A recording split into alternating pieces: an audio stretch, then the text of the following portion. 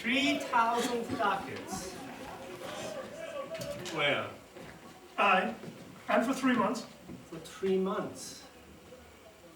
Well? For the which, as I told you, Antonio shall be bound. Antonio shall become bound. Well? May you stead me?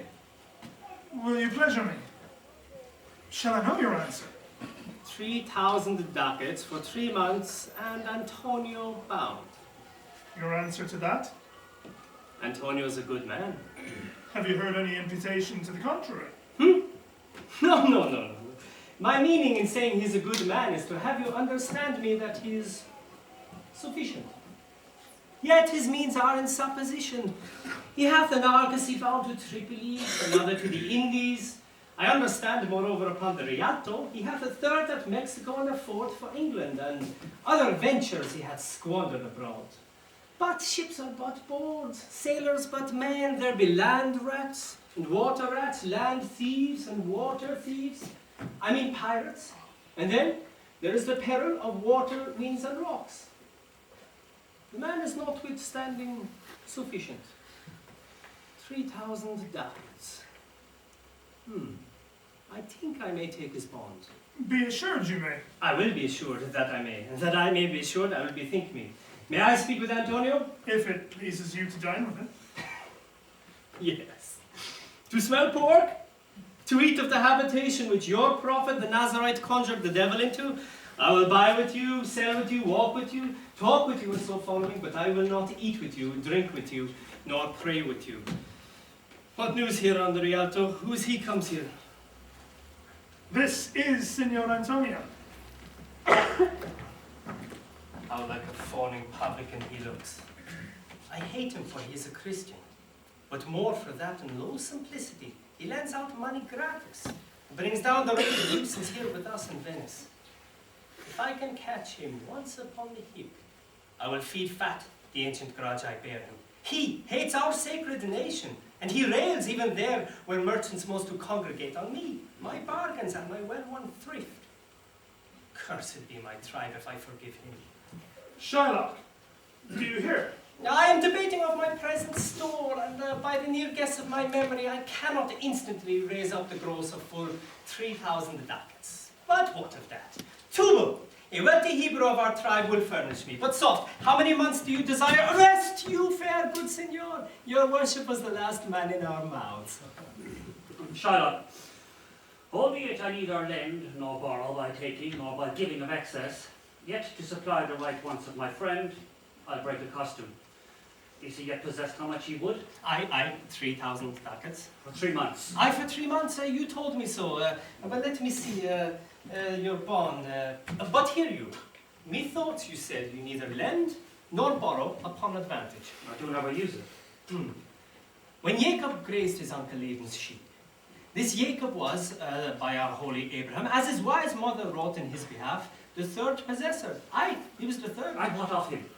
Did he take interest? No, not take interest. Not as you would say, directly interest. Mark what Jacob did. When Laban and himself were compromised, that all the evenings which were streaked and piked should fall as Jacob's hire. The ewes, being rank in end of autumn, turned to the rams. And when the work of generation was between these woolly breeders in the act, the skilful shepherd pilled me certain wands, and in the doing of deed of kind, he stuck them up before the fulsome ewes, who then conceiving did in evening time fall party-coloured lambs, and those were Jacob's, and this was a way to thrive, and he was blessed. And thrift is blessing if men steal it not. This were a venture, sir, that Jacob served for. A thing not in his power to bring to pass, but swayed and fashioned by the hand of heaven. Was this inserted to make interest good? Or is your gold and silver ewes and rams? I cannot tell, but I make it breeders fast. But no to be, senor. Mark you this, Bassanio, devil cite scripture for this purpose. An evil soul bearing holy witness is like an evil soul, like an apple rotten at the heart. Oh, what a goodly outside falsehood hath. 3,000 ducats. 'Tis a good round sum. 3 months from 12, and let me see. The rate... well, Shylock, shall we be beholden to you? Senor Antonio, Many a time and often, the Rialto, you have rated me about my monies and my usances. Still have I borne it with a patient shrug, for sufferance is the badge of all our tribe. You call me misbeliever, cutthroat dog, and spat upon my Jewish gabardine, and all for use of that of which is mine own. Well then, it now appears you need my help. Go to them. You come to me and you say, Shylock, we would have monies. You say so. You who did void your room upon my beard and foot me as you spurn a stranger cur over your threshold. Monies is your suit. What should I say to you? Should I not say, hath a dog money? Can a cur lend 3,000 ducats? Or should I bend low, and in a bondsman's key with bated breath and whispering humbleness say this, fair sir, you spat on me on Wednesday last, you spurned me another day, another time you call me dog, and for these courtesies I lend you thus much money. I am ready to call thee so again, to spit on thee again, to spurn thee too. If thou wilt lend this money, lend it not as to thy friend. For when did friendship take a breed for a barren metal of his friend? But lend it rather to thine enemy, who if he break, thou mayest exact with better face the penalty. Why, look how you storm. I would be friends with you and have your love. Forget the shames you have stained me with. Supply me with your present wants, and take no doit of usance for my monies. And you not hear me, this is kind I offer. This were kindness. This kindness will I show.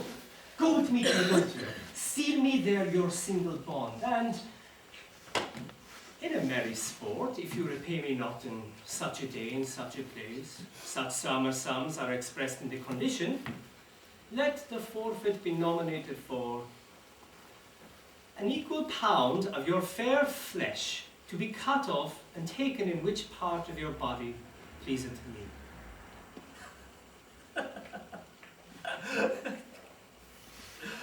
Content ye face. I'll seal to such a bond and say there is much kindness in the Jew. You shall not seal to such a bond from me. I'd rather dwell in my necessity. Fear not, man, I will not forfeit. In 2 months, that's a month before this bond expires, I do expect a return of thrice, 3 times the value of this bond. Oh, Father Abraham, what these Christians are, whose own hard dealings teaches them suspect the thoughts of others. I pray you, tell me this. If he should break his day, what should I gain by the exaction of the forfeiture? A pound of man's flesh, taken from a man, is not so estimable, profitable neither as flesh of muttons, beefs, or goats. I say, to buy his favour, I extend this friendship. If he take it, so. If not, adieu. And for my love, I pray you wrong me not.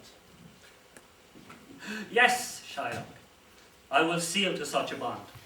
Then meet me forthwith at the notary's, and give him direction for this merry bond, and I'll go purse the ducat straight. See to my house, left in the fearful guard of a thrifty knave, and presently I'll be with you. Hide thee, gentle Jew.